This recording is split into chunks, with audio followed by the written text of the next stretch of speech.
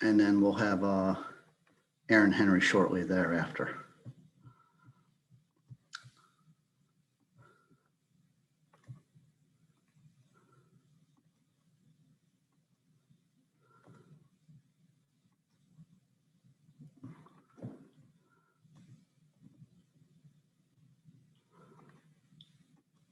All right, Julius, can you hear me?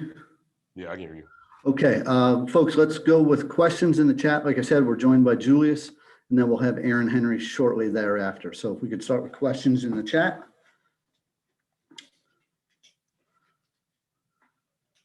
We'll go first to Lindsey Huddleston. Julius, how you doing? I'm good. How are you?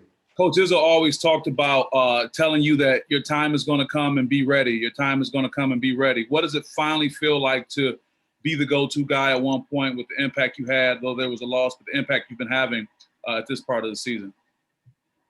It felt pretty good. The whole season's been here and stay ready, be ready, and whenever your moment comes, make sure you make it count. So, and to have that happen last night was pretty, or the other night is pretty good.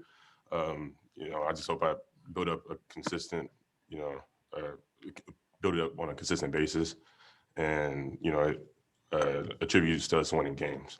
Yeah, really quick follow-up. You can tell adults that stay ready and be ready, and we may have a hard time managing that. What really helped you stay in that space? What helped you keep your focus with that kind of task? It's just my teammates. We're all in this together. We're trying to win games. So them telling me, you're good, keep playing hard, this and that, like that kept me focused and on, stay patient and just being ready. So. All right, great. Thank you. We'll go next to Kyle Austin from M Live. Hey, Julius, what would you say are kind of the biggest thing or things you need to do to be able to keep kind of putting performances like that out going forward here the rest of the season? Just, play within myself, doing what I can to help the team win. I mean, on Tuesday, they needed me to, help defensively and help score baskets at the time. So that's what I provided. If next game is just me straight defense and rebounds, then that's cool too. Whatever I need to do in order for us to start winning games, that's what I'm going to do. We'll go next to Chris Solari from the Detroit Free Press. Hey, Julius, how was the bus ride home? I guess what was that like? I mean, having to kind of maybe sit there and process a lot of what happened. No bus ride or ride back is good after a loss. We just thinking about what we could have done better, all the little things that coach has been talking about, little free throw line cutouts, certain defensive possessions where we needed big stops in order to stop a run or go on a run ourselves. That was just a lot of what was going through my mind, and, figuring that, if we do that, then, in the game we win. So just trying to make sure we do that for the next game is a big deal. But as a separate, for you being so far away from home with everything that's going on with your family, how have you been able to kind of maybe process and stay kind of even keeled throughout the course of the last few months? It's been really tough. I try to talk to them as much as I can, call every now and then. That helps out the most, just making sure, I check up on them on a daily basis. It is tough though. So I can't see them all the time, and hopefully that'll change soon. But, just staying positive and making sure I'm talking to them is a big deal for me. Just real quick, how long has it been since you've seen your mom? It's been since Christmas. So they were able to come down for Christmas, and I saw them then, but I haven't seen them since. Okay, thanks. Time for a couple more with Julius. We'll go to Matt Charbonneau first. Julius, how hard has it been to, we saw how you played the other night. How hard has it been to find or try and find some consistency when the playing time seems to go up and down? And it's not just for you, but everybody at that position. It's hard to kind of find that rhythm. Is that difficult? Yeah, it's always difficult sometimes when, the more minutes you play, the better you get in a better rhythm for it. But, I got to make sure I'm productive in the minutes I do get, whether that's 5 minutes or 15.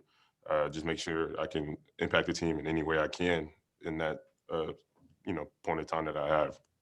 Do you ever feel like a little more pressure sometimes? Like I got to make these minutes count, or I might not get many minutes after that. Does that?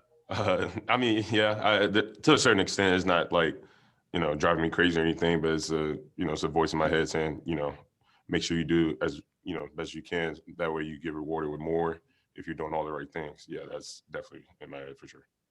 Thanks. And we'll wrap it up with one last one from Audrey Dahlgren.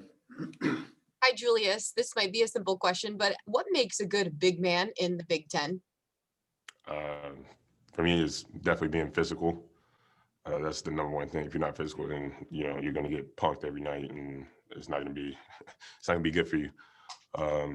And just doing all the little things, making sure you're in the right spot defensively, offensively, running the play right, knowing the other players' tendencies, knowing where they are, what they like to do on certain spots, certain plays that they like to run, how hard they go on certain plays, all of the little stuff that a lot of people probably wouldn't think about. That's what makes you a good big man.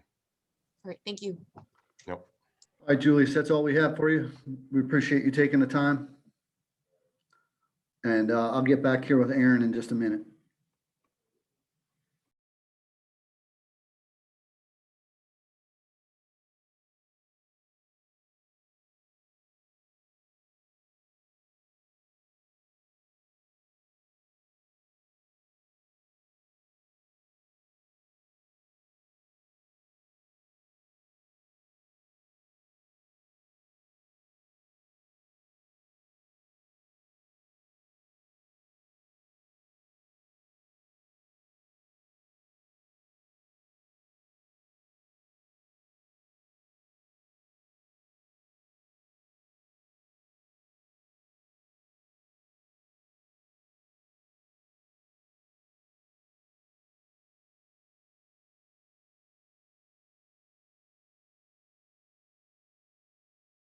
We are about to be joined by Aaron Henry.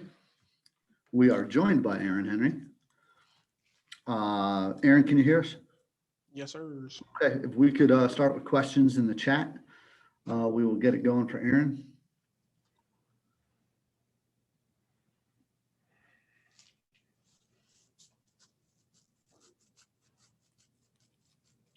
Any questions in the chat? We will go first to Lindsay Huddleston. Thanks, Lindsay. Okay, Aaron, this may be a tough one for you, but it'll give you some practice. If you get the opportunity to sit with some NBA execs in the future and they pose that question to you, what have you done or what will you do to help your team get over the hump? How would you respond to that? Just, approach every day as best as I can. It's something that having the great authority I've had and the friends that I've had and those guys that have been in my shoes before, just always staying in contact with them and just them helping me through situations like these. It makes these type of things, I don't want to say easy, but it gives me a comfort level, to understand where my next step is, where my direction is, and how to get this team to bounce back and continue to rally around, a tough season so far. And realizing that we still have opportunity to play, but understand that, it may not be pretty, and we're not going to just sit here and try to take the elephant out the room. We have to address it, look at it for what it is, and try to attack it as best as possible. You can't put your head down or go away from a problem. You got to deal with it face up like a man and try to, take care of it. So just try to be, as prepared as possible, approach every day like you're trying to win it. And even though, things aren't going our way, it doesn't mean stop trying. It doesn't mean not to give it your all. Great, I appreciate it. We'll go next to Matt Charbonneau. Aaron, when you lose a game like you guys did the other night when it's close and you got a chance late, which there's, it was the same at Iowa a couple of weeks ago. Are those tougher to handle than, say, maybe the Iowa game on Saturday where that one got out of hand earlier? Is one tougher than the other? No. I mean, a lump is a lump. You try to learn from everyone how it is and move forward from it. I mean, I don't see anything in losing it in a specific type of way. We may have taken, steps before that have ended up in losses, and we can't keep, repeating in those same directions and applauding, playing a little bit harder, a little bit better than we did. We have to push for that next step, because we realize we can do it. We've done it before, and we just got to put the pieces together. Do you ever feel like, when you're in a game like that now and the mistakes kind of come in the last minute and a half, how hard is it to kind of overcome that mental block of not allowing those negatives to come in and learn to make those winning plays? Is it tough mentally as much as anything? That's the whole game. Mentally it's more, that's where the game is won and lost, and for a lot of the reasons more so than physical, and I feel like we're physically prepared, our preparation from the coaching staff all the way to us in practice, it's good. It's just how we find those ways to, like I said before, make those winning plays in that minute 30 you're talking about, or in crunch time before media timeouts, and just in certain areas where we go on a run and we have that lull of that span, we were just, kind of existing on the court. We have to, it's definitely a mental thing for sure. We'll go next to Kyle Austin. Aaron, kind of speaking of that ending to Purdue and some of the turnovers there. One thing your coach mentioned afterwards is maybe looking to you to play a little bit of point, maybe handle the ball a little bit more in certain situations like that. Is that something that you've talked about, something that you would be comfortable with, if that's the direction they go? Absolutely. I'd be comfortable with it wherever he puts me. We have time for a couple more. We'll go first to Chris Solari. Aaron, I was on a call, so I wondered when you have a long trip like that, you guys usually don't take buses for long rides like that. Does that how much do you kind of start playing back that game, or did you guys watch a lot of film on the way back, or what did you do? I watched the whole game for sure, just from start to finish. As soon as I got on the bus, didn't really eat, but I watched the game, and just watching it, it's the little things that can prevent, being in those situations are what we have to correct. And, it's almost, you see it over and over again, and it gets aggravating. It gets agitating for sure. But that bus ride, it's the same as the plane ride for me. The time just flies by because I'm focused on, win or lose, what could I have done better? What did I miss? Just communicating with guys if guys aren't on the plane sleep, coaches if they're not on the plane sleep. It's just constant hungriness to get better. So, I'm always going to watch the game right after the game. So As a captain, how do you keep maybe the message and criticism and adjustments and everything fresh at this point when you do feel like you're getting repetitive with some of the issues? All storms come to pass. Nothing is here to stay, not even the good days. We got to go through something to get something. That's just the way life goes, man. And especially for me. So it's I don't want to say it's easy to relay that to the team, but, once we feel that and understand that, I feel like we'll start seeing some different things. We'll go last question to Audrey Dahlgren. Hey, Aaron, as a guy who is, predominantly leads the way when it comes to this team offensively, when you face a guy like Jackson Davis, who does that for Indiana, when people not compare you guys, but when you have a matchup going up against a guy that also can score well, how do you, I guess, see that in a sense? Do you want to come out on top when it comes to that? Or how do you pit that matchup as you versus him, even though it is a team sport? Yeah, I just want to win the game. I don't really get into all of that, honestly. I just, whatever it takes to win, whether I score 2 points or 30. Okay, thank you. Yes, ma'am. Aaron, that's the last one we had for you. Thanks so much for taking your time. Thank you, guys. And we'll be back with Coach Izzo shortly.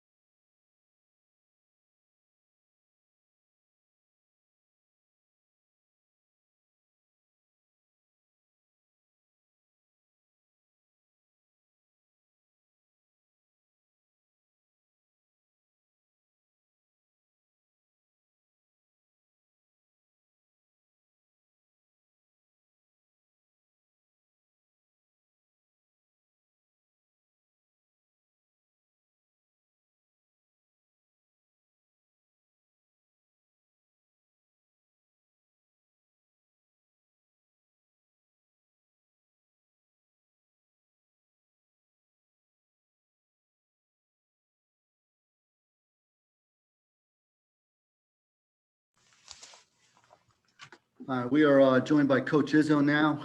Coach, if we could start with an opening statement and then we'll go to questions in the chat.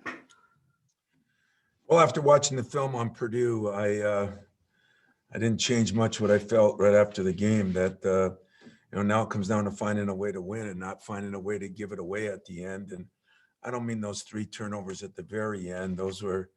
It was kind of the plays in the middle. Another couple of missed free throw cutouts, which I think you have control of. Another couple of missed free throws, which you semi have control of. But the effort was there for the most part. We put ourselves in a position to win a game. And now we got to find a way to do it. Saturday's game is the first of 4 games next week. So the road doesn't get any easier, especially in this conference where there's nobody and no way to get what I would call an easy game. But we also have great opportunities. As far as Indiana goes, they've won 3 of their last 4 games. They've beaten a team like Iowa twice. They've had a few ups and downs themselves. They have 3 players scoring in double figures and then 5 that are very close in the league in double figures, led by Trace Jackson, who has turned himself into a very, very, very good player as time has gone on here. He's very good in the low post. He's become a pretty good passer. He has a great spin move. They have a pair of experienced guards in Durham and Finney, and Durham is probably playing his best basketball now as a senior. Is doing some really good things. They're scoring. He's shooting the ball very well. It is a pretty good free throw shooting team. And they get to the free throw line. It's a decent free throw shooting team. The problem is they get to the free throw line, I think it's 28 times a game. So they're getting there a lot. And we're going to have to defend without fouling and stop that dribble penetration. So I'll just open up some questions that you can ask. We'll go first to Matt Charbonneau. Tom, real quick, I don't know if the couple days have helped Rocket feeling a little bit better. And then the other thing is with Foster, with that shoulder, you mentioned he might have to surgery at the end of the year. Is this something where he's going to kind of suck it up through the season and you're not really sure each night how much he can give you, and that might change from game to game? Yeah, unfortunately, because, we're starting to play him more. And unfortunately, he came in yesterday and we talked and, kind of went through it with Gary Harris way back in the day, Andre Hudson. But Gary Harris did it and he took a week off. What I didn't know in that game is the first second he was in there, he shot a cross screen and he just knew then that he couldn't do anything with his left arm. So we're going to give him a week anyway. And kind of what he decided, the trainer and ourselves, he does not want to have surgery during the week or during the year. He wants to finish it off. And you never know, like Gary went through that and it came back around after a week or 8 days. And then it happened once his second year, but he really never had surgery on it. I think this one's a little worse from what I'm hearing, but that'll be the case. In Rocket's case, I think he's finally over it. Yesterday, he was feeling the best he's felt in 5 days. I think it was just a flu bug. It wasn't anything with COVID, but it was, when you're throwing up, it dehydrates you, and he went through that for a few days. And so I think he's back on track. So that's the only medical update I can give you on Foster. And it's too bad because a kid was so good on the bench the other day. He knew every call, every play. As I said, he's the best guard I got of running the team. He knows everybody's position in that, but it is what it is. He was great yesterday. We talked for an hour, and I don't know if he got a lot out of it. I got a lot out of it. So unfortunately, at the end, what I got out of it is everybody decided it probably should be at least a week, see if we can settle that thing down and go from there. The other thing I wanted to ask real quick too is, you noticed late in that game with some of the mistakes. I know Joey was, hands on his head. You can see the frustration with guys and understanding, what's happening late in the games. Do you worry that sometimes that they're getting so frustrated that you get in this rut and it's hard to kind of pull yourself out of it at times when you're not trying to make mistakes, obviously, but when it happens, it's Yeah. you get too You much. know, I'm not. I mean, that's me. I mean, are they frustrated? Of course they're frustrated. They have so many things they're trying to deal with, and this is new. When you say, it seems like guys are frustrated when you're watching facial responses. I say it's the opposite with me. People are calling me and saying, "Why aren't you more angry? Why aren't you more frustrated?" Everybody's trying to deal with this, and I don't mean just losing some games. I'm talking about everything else they're dealing with, and I mean, it gets magnified. The other things they're dealing with outside when you're struggling inside. And, Joey went through that, but I actually thought in watching the film, he played very good until those 3 turnovers at the end. And I mean, the game was, was kind of a 5-6 point game with a minute something left, winnable, but it didn't cause us to lose.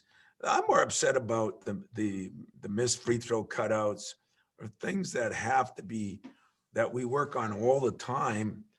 And then, it's hard to play certain people if you're shooting, going to have your hands on the ball and you're missing free throws. And, we were at one time a 77-78% free throw shooting team. So it's there. It's just, hey, that's what losing does to you. It brings you down a little bit. I mean, do I worry I'm losing it or losing them? I'm really not worried about that. I'm worried that there's frustration. There's frustration by everybody. Hell, you guys are frustrated. Every fan's frustrated. Not just the way it works. And then everybody's trying to pick apart what you could do better. And that's understandable. We'll go next to Lindsey Huddleston. Hey, Tom, when you last talked to us the other day, you kind of alluded to that underbelly of college basketball, developing kids. High school basketball is in full swing right now. Can you talk about the disconnect that happens between a great high school player and the potential difficulty of that development part for them on a collegiate level? Well, I think, Lindsay, that every coach I talk to is concerned about that because, it's almost like workout guys are more important than anybody now. Can I do and one stuff? Can I dribble it every which way and do this and do that? Can I make a Euro step? Can I, how about just being able to make a free throw, or a good 2-hand chest pass? There is a disconnect. And there's no question about it. And I think coaches all over the country are worried about it. When I hear LeBron and them talk about some of those things, those guys came up through the AU basketball and all that stuff, and yet they're even talking about it. So I think it's an issue that got compounded, as I've been saying all year, with the lack of May, June, July, August, September. That's when you kind of make that transition and help things. That's where you take a guy who's maybe a 2 guard and you make him into a point guard, or you take a guy who's got to gain 20 pounds and you're with him every day. Every time I talk to you guys, I feel like I'm trying to find answers. It seems like I'm trying to find excuses. But as I said to each and every one of you, you'll have no idea how difficult this has been on those players. And if you don't have the good base, which most of them don't, that's pretty normal. That off season is the time when you really develop some things. Maybe you're in the gym working out and Denzel and Gary Harris are in there working out or something, and there's nothing like peers telling them, Xavier's maybe working out, or Cassius, and now all of a sudden this summer nobody's working out. Those things are sorely missed. And I'm watching a couple games, watch that Purdue game. Guys, it wouldn't have taken that much and things could have swung one way or the other, maybe a call, maybe a cutout, maybe a made free throw. And then all of a sudden, you add all the other things up. And that's why I don't look at this the same way people do. I kind of have a great understanding of what's going on. I can't say that I've been able to just stop it. And that includes me. I've been through a lot too with COVID myself, and dealing with all the different personalities and kids and how they handle it, how their parents, I heard Julius was in here. I had a long talk with him last night, just about, his father. I mean, some guys don't open up, and those things can be wearing on you. I think what that kid's gone through between COVID, being away from home, losing his father, all good excuses, guys. Shouldn't mean you should be able to still cut out at the free throw line or make a free throw. But I think back to your original question, yeah, those off-season things really hurt because there is a disconnect of what reality is, and as far as being a good college player. I mean, listen, I've talked to Calipari and Wright and Krzyzewski and Self and Roy, and I mean all the guys at that level on the committee I'm on. And I mean, a lot of people are talking about the exact same things. And I don't think you could appreciate it unless you have kids that have gone through a tough time with the COVID. It's, if they always say mental health's important, well, it's pretty hard to handle yourself mentally with all the things these kids have had thrown at them this year. And so then you lose a little bit and it gets exasperated. There's no question about it. Great. Thank you for that. You're We'll welcome. go next to Chris Solari. Hey, Tom, I wondered from the coaching standpoint, you mentioned about a lot of the issues with the COVID and maybe where you're at in this point in the season with the truncated preseason and the month off. How do you juggle maybe seeing some of these repetitive mistakes as a coach and maybe balancing it with knowing those things? I mean, I would imagine there's points where you want to be a lot more demanding, but maybe can't. Or maybe is that a fair assessment? That's a real fair assessment. I mean, I talked to a coach today that is going through a tough time a little bit, and his fans and media are on him because he's too crazy. I watched Calipari last night. I mean, that's one thing you can't say about me this year. I can't take that criticism because if you ask me personally, I've been too mellow, and I have been trying to find a balance. And the balance is different with every kid.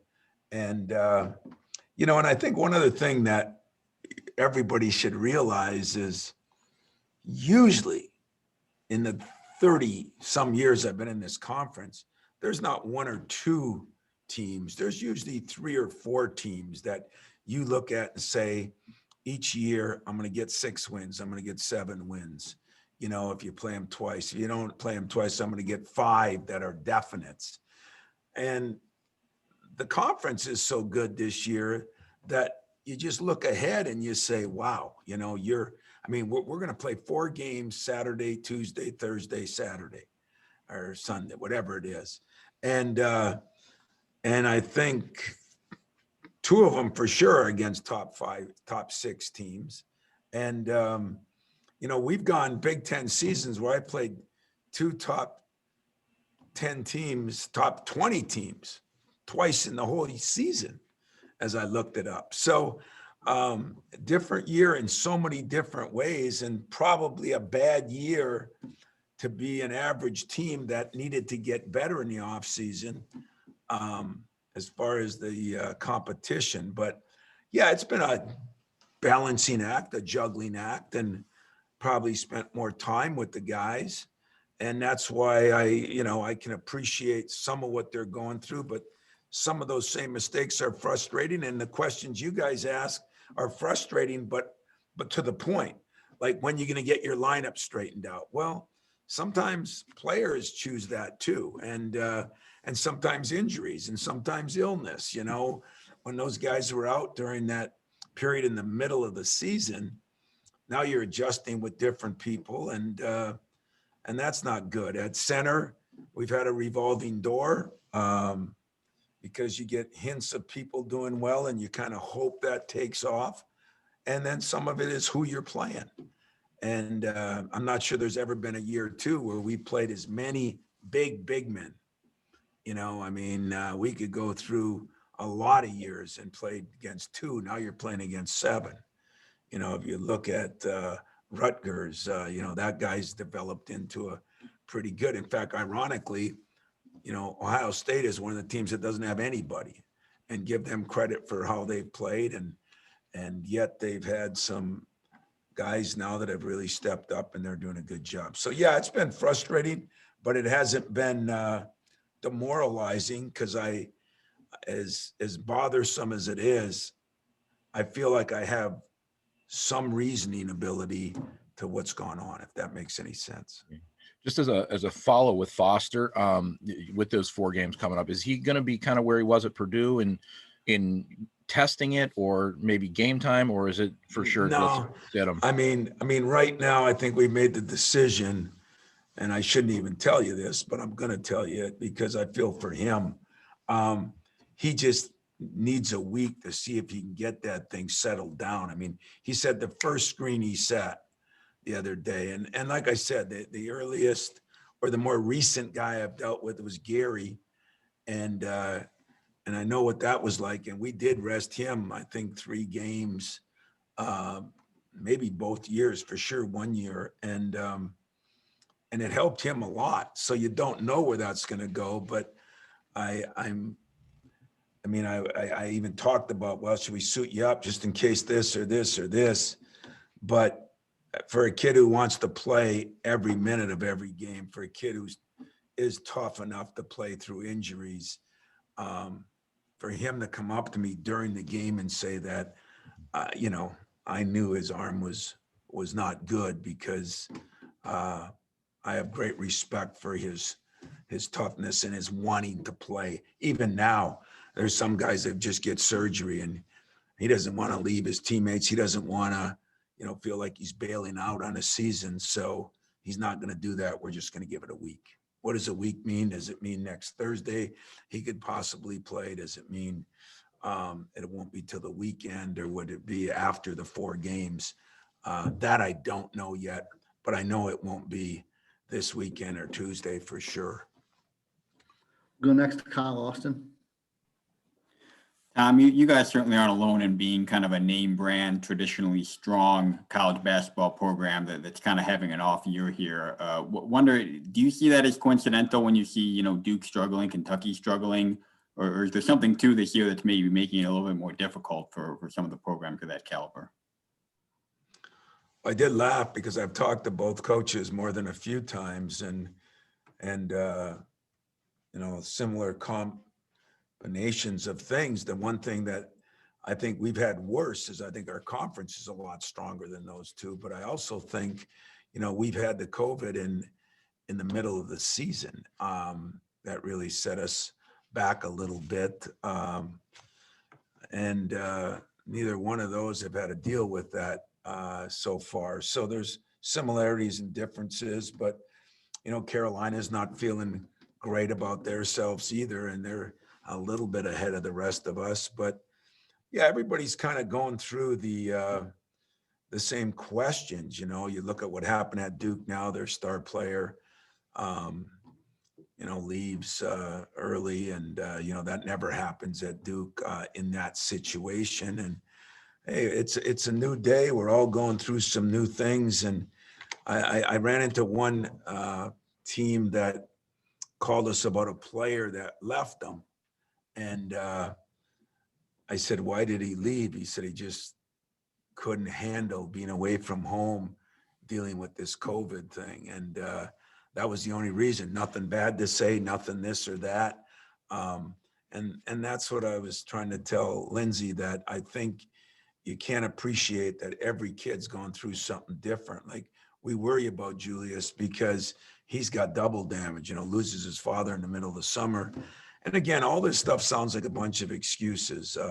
If we won 1 or 2 more games in certain spots, like we were talking about the Purdue game at home, you have the game won. If you win the game, you got COVID the next day is when it hit us. 2 days, I think it was the 10th of January, 12th of January. Well, hell, we were ranked 23rd. If we would have beat Purdue, we would have probably been ranked 19th. We had just beaten the 15th ranked team in Rutgers by 25 points or whatever it was a couple days earlier. Then you would have been off those 17 days, probably still ranked in the top 20. And, life's a little different. And that's how fragile it is. and it's a strange year, but don't underestimate how good our league is too. I mean, we could have great teams and struggled in our league. I mean, the league has been unbelievable, if you ask me. Go next to Brendan Quinn. Hey, Tom. I don't want to like discount what you're still playing for the next few weeks and trying to get ready for Indy and whatnot. But yeah, I do wonder if there are things that you're looking at and trying to get a grasp of, or, think, all right, what are conversations that need to be happening for next year, and talking to guys about, especially the young guys of, look, you got a couple weeks left here to show me something for next season. Is there anything like that that's on the table, or is that just not even in the mind yet? It's always on the table at this time of year, to be honest with you, winning or losing, more so when you're losing. I would agree with you 100%. The monkey wrench that's thrown in is the one I just gave an example of, I think Julius was a guy I really liked last year. I really did, because he has the toughness to play here. He's an engineering student. He's got the brains. He hasn't had the same burning desire, and trying to figure that out on a kid who's already quiet has taken me a long time. Yesterday was one of those watershed moments when at least, he'd converse about it, but you're 2,000 miles from home and you go through that. So I've got to keep that in the back of my mind too, but I did say, hey, guys are up for an audition right now, because if you got to see some progress made, or there's got to be changes, and maybe they feel the same way. I mean, that's the way it is in the world right now. I mean, you're going to see 3,000 people change, in my humble opinion. It'll be worse than the quarterback stuff right now in the NFL, as far as percentages. But hey, that's something I got to deal with. I'm not sitting here writing off the year, because I know where I've been before. I know how fast they can change, but I do want to see, and I've had a lot of meetings about, the scholarship's a two-way street. We have an obligation to you, and you have an obligation to us. And that's always the way it is. They're trying to not make it that way, give a kid a 4-year scholarship, let him do whatever he wants. And that's kind of the problem too. That's a societal problem that I think we're in. Somewhere in the middle, there's a happy medium, but I feel very comfortable about what we've talked to our players about. What I don't feel comfortable about, Brandon, is how much that all this really affects some guys and young guys. One thing I think we haven't, we've had really strong leadership over the years, and it's not as strong this year. That's not an insult to Aaron or Josh. I mean, Josh is trying to play after not playing for 2 years. Aaron's probably trying to accept the new role. It doesn't always work that way, but they're not the same place. And so, leaders lead people. And when you don't have that as maybe good as you've had it, there's going to be residual effects. And so there's so many different things, COVID in general, not having the summer, and then going through it in the middle of January, the middle of the Big Ten season. I think semi gets underscored. And yet when I sit there and talk to the guy at Purdue after the game, as I told you, Sasha, he hasn't scored a point since he's come back. He was their second leading scorer. And, getting it is a little more difficult. Missing practice is one thing, but having that rundown feeling is another. A staple of this program's been seniors and having guys who have in their 4th year in the program, and they'll sometimes break out in the second half of this year, right? You don't have that right now, obviously, with Josh, but he was coming back from his own circumstances. What toll do you think that took in the big picture of not having, a 3-man senior class like you do normally have?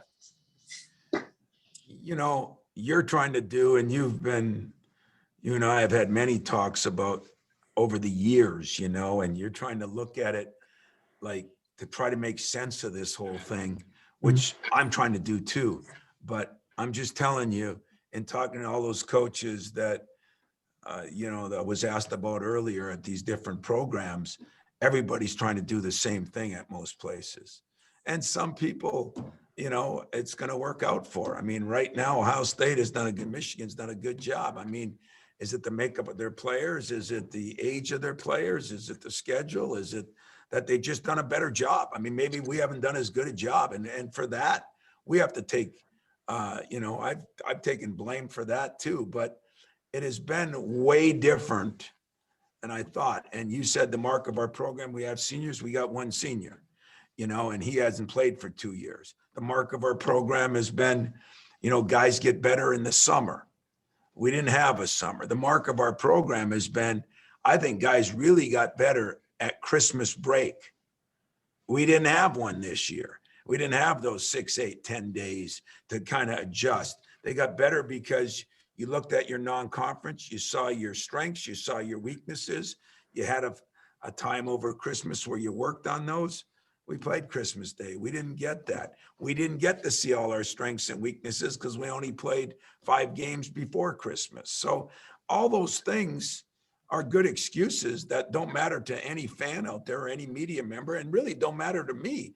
But I do have to deal with them before I start blaming the kids for this or that.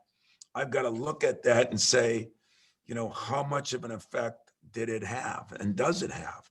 And you know what?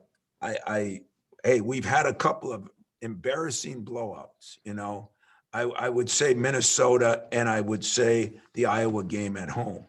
Other than that, and most teams have, by the way, most teams have. I mean, Villanova is having a great year. They got beat the other night by 20. They got beat early in the season by 25. I mean, that program well. Pretty stable program with some bunch of seniors and juniors. But that's happened to everybody this year. And so I don't look at that as the biggest negative. I do look at making the same mistakes twice, but I look at some of that and say, what happened with the days we had off? What happened to the players we didn't have there? What happened to not scrimmaging for 15 days because we didn't have enough players to do that? Those are all going to be factors in this at the end that you're not going to care about, our fans aren't going to care about, and I'm not going to care about. So I'm not blaming you guys. It's the reality, though, and I got to keep that reality part. Otherwise, I'll probably fire the head coach and change everybody in the program, and that's not a good idea. Well, not to me, but to some of you it might be. Thank you, Tom. You're welcome. We have time for a couple more. We'll go first to Jana Bardell from the State News and then to Audrey Dahlgren. Hi, Tom. After Purdue, we kind of talked a lot about Julius and about Madi as well and what they showed in that game. I know it's only been a couple days, but have you seen anything different from them? And do you expect their impacts in future games to change at all? Good question. Number one, I haven't seen a lot because other than a little academic meeting and just trying to meet with some players, we have to give them the day off because you definitely don't want to practice. I mean, we've had what seems like hundreds of days off, but the NCAA's you got to take a day off every week. So that was our day off since we got back late in the morning. So we didn't practice, but I have seen, I have spent some time with Julius and I've spent a lot of time with Madi. And, what you always do in a program is you give some of the upperclassmen a chance, but I think you are going to see more and more of them. I think, Madi does what I said he does. He two-hand rebounds. He's good around the basket. He spends a lot of time in here. But as I told you, he also went from 230 to 213. He's back up to 220. That might not seem like a big deal to you, but try going against Travion at 220. It's not real healthy. So he's trying to get that weight back. And in Julius, I love Julius because I think he's the one guy that's got the toughness that kind of like a Xavier Tillman. He's got that. But Julius is probably been through more than any player I have, and he's like yesterday I had a short meeting with him because Julius is an engineering student, and he's going to have certain grades now to get into the School of Engineering, and that is a major thing to him. So God love him for it, but he's got a lot on his plate from what he's gone through and where he is. But I think you will see maybe a lot more of those two. Thanks. You're welcome. We'll go last question to Audrey Dahlgren. Well, Janet kind of swooped in and stole the question a bit, but just was curious more so what the end goal was for Madi for you. I know we all know that he had a little derailment because of COVID, but I mean, what do you see the end goal for him down the stretch?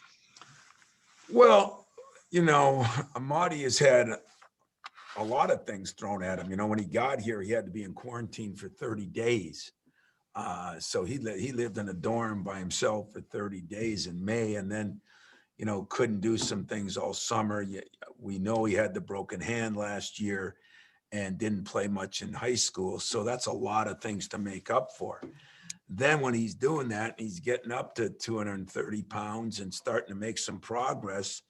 You know, he gets COVID in the middle of January, and everybody's been affected differently, as I told you. But for him, he lost all that weight and he could eat. I mean, we tried to feed him morning, noon, and night, but the virus did that to him. So when he came into the first meeting, because after, I think it was 12 days, he was allowed to rejoin us just to be there.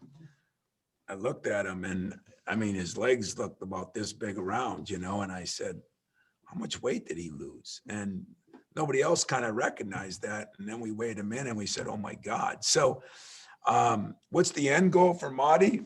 I think Madi's going to be a great player here in the end goal. I think the end goal for this season is we got to get him more time now because he is healthy. You know, it's been, I think, 2-3 weeks since he's been back able to work out. I think he missed until, what is the day, 17th? Yeah, it was around February 3rd, I think. So he's had a couple of weeks or a little longer, get his wind back and everything. And I think you'll see Madi play more in these next couple games. Not because we're weeding out anybody. I think just because he had earned that. I told you before he got it, he was starting to play 8-10. I think he played 12 minutes in a game. And so he was coming on then. But the setback was the setback. Thank you. You're welcome. Coach, that's all we have for you. Thank you for taking the time. Well, let me say this to all of you. I know it's a frustrating time and probably that you can't get all the answers that you want to get. And we're trying to make these press conferences as informative or more informative. But trust me when I say, I know how frustrating it is, but trust me when I say it's even more frustrating here to try to deal with it all. And nobody has to feel sorry for us or anybody else. Nobody will. As we said, we spent 20 some years being on the upper edge of it. But, you know, the advantage I've had is some of those great programs, as you said, have struggled a little bit too, and for different reasons. But it doesn't matter. It doesn't matter to them that they had COVID, didn't have COVID. It doesn't matter to us that we've had it. It really has been the whole 11 months since last year that has been difficult. And I think whoever said it, whoever asked me the question, when the base, I think the base of our program has not only been senior leadership, but the base of it is getting better in the off season and then getting better at Christmas. And maybe that would give you a clearer idea on the things we didn't get to do. Should it still have stopped us from getting a rebound or getting a pass in or making a free throw against Purdue the first time, or, you know, some other things that have happened? And there's only been a couple of them. I think that's true. And when I look at it, I look at this schedule we've had, I look at the one coming up, and I say, wow, you know, maybe in my 30 some years, we've never been in that. So you put all those things together, and they're good excuses, and don't write them as excuses. There's some facts, and yet when it's all said and done, a coach should be able to get a guy to cut out a person on the free throw line. Coach should be able to get a guy to not go 0 for 4 from the free throw line. A coach has to do his job too. And there's no question that I blame myself every night for some of it, but the roof hasn't caved in. I mean, this is a unique year that is like no other, as Jim Nance would say. And we're going to try to finish it out as strong as we can and see what happens, because I don't think anybody knows what's going to happen. There's a good chance some teams are still going to get it. And when that happens, that could change things for us. It could mean we don't play as many games, or it could change things for tournament time. There's so many factors, variables out there right now that it is hard and it is frustrating. And I can imagine from your side, but rest assured, we're trying to give you the best insight as we can. I think I've been pretty honest on injuries, on different things. And your questions, be very honest with you, have been good. I mean, you guys are trying to figure it out too, but some things just can't be figured out because common sense doesn't play a role in some of these things. So we'll keep working at it. I appreciate it, and keep the pressure on us. We need that pressure on us, to be very blunt and honest with you. And we're gonna have to learn how to deal with it. I told our players, you can get through this, you can get through anything, because life will get tougher than losing a game or two in college. I promise you that. And those of us that have graduated know that's a true statement. So take care, gang. Thanks, everybody. Thanks, Max. Thank you, Max. Thank you.